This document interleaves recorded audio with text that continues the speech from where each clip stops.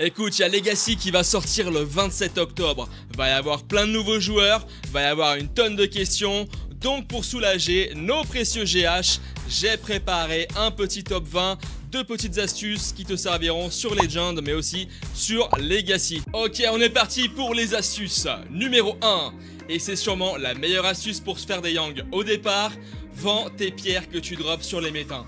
C'est une bonne source de revenus au début du jeu et puis même en tant que THL c'est pas négligeable non plus.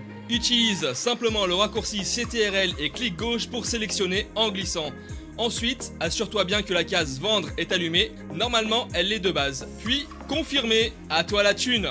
Numéro 2, le magasin Gaïa, qui va soulager ton item shop, puisque tu as tout simplement des items que tu pourras acheter en Gaïa au lieu d'item shop. Je pense que ceux qui essayent de faire croire que Legend et Pay to Win n'avaient pas forcément conscience de l'existence de ce magasin Gaïa. Ou alors, c'était peut-être de la mauvaise foi. Numéro 3, et c'est plutôt rare sur les SP, en général c'est inutile, mais tu connais Legend et ils aiment pas trop tout ce qui est useless. Du coup, je te conseille de pas passer à côté des livres de quêtes. Ça rapporte pas mal de choses, dont de l'item shop. Encore une fois, ceux qui ont le mot Pay to Win à la bouche manquent de connaissances. Ils sont pas abonnés à mon YouTube, ils me suivent pas sur Twitch. Heureusement que toi t'es malin mon gars, bien joué à toi. Numéro 4, est-ce que tu savais que la plupart des PNJ étaient utiles sur Legend? Notamment le PNJ Yona, qui sert un peu de recycleur. Tu pourras y échanger des items que tu as en trop ou qui ne te sont plus utiles contre des items que tu auras besoin.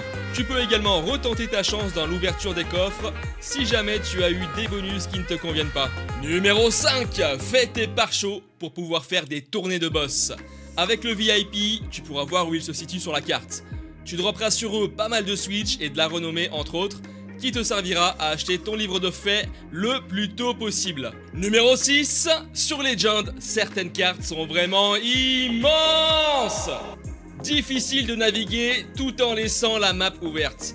Du coup, tu peux simplement redimensionner la taille de la carte. Mine de rien, c'est très utile quand tu veux rejoindre un point précis de la map.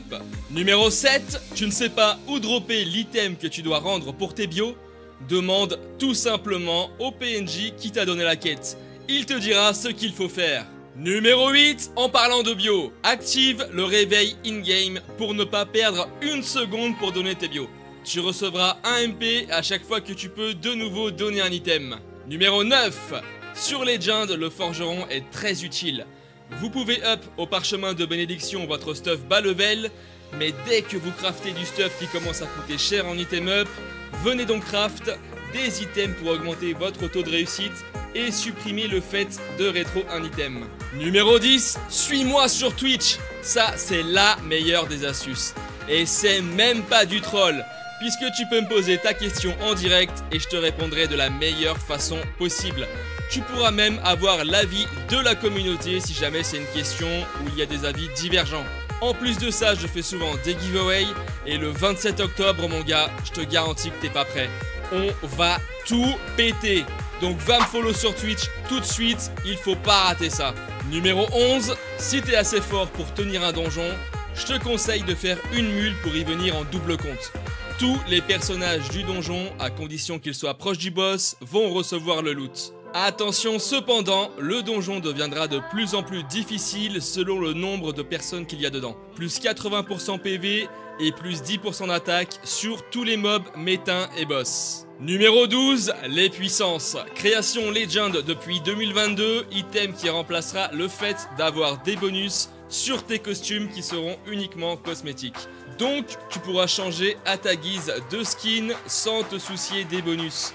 Je voulais m'assurer que tu saches qu'il faut commencer par mettre des bonus violets dessus avant de continuer par des bleus puis des jaunes.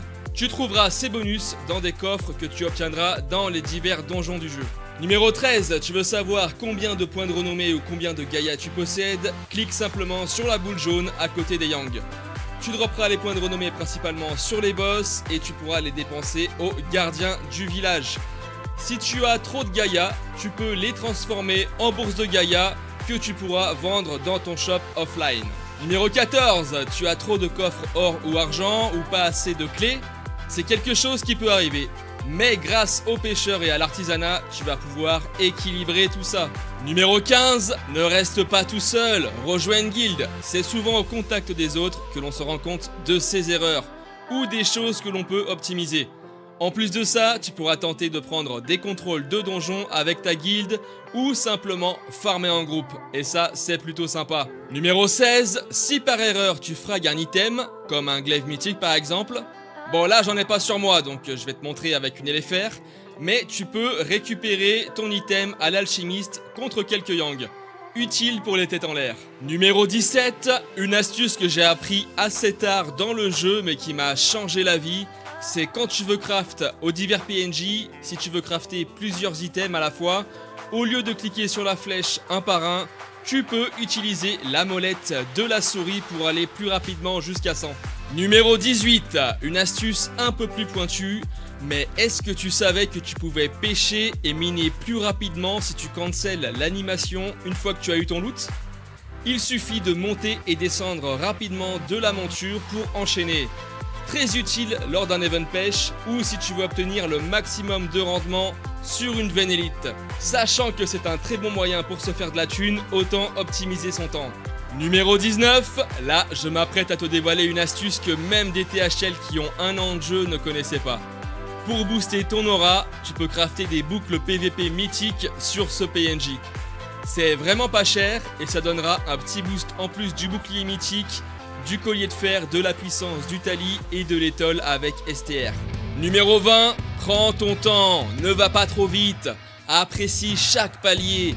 Il y a des yang à faire et des cartes à jouer à tous les niveaux, donc rien ne sert de rusher les levels sans avoir le stuff. Legend est ouvert depuis maintenant presque 2 ans et c'est pas prêt de s'arrêter, vu que les devs sont toujours motivés et qu'ils nous sortent du nouveau contenu en exclusivité sur le nouveau serveur Legacy qui sera ensuite fusionné sur Legend. Donc t'inquiète, tu peux farmer tranquille, tu peux faire des pauses si tu veux, tu peux revenir 6 mois après. Voilà, le serveur il est là, il va pas bouger, tu peux farmer tranquillos. Bon après le 27, je te cache pas que ça va être plutôt mouvementé et que va falloir se battre pour choper des boss map 2. Donc écoute, j'espère que tu es prêt pour le 27 avec ces quelques petites astuces qui te faciliteront la vie. Il y en aura d'autres. De toute façon, je serai en live sur Twitch, donc tu verras le début de serveur si tu veux le faire en même temps que moi. Et être opti, il y aura juste à recopier et tu vas avoir un stuff aux petits oignons mon gars. Sois bien présent sur mon live Twitch dès l'ouverture parce que je te réserve des dingueries.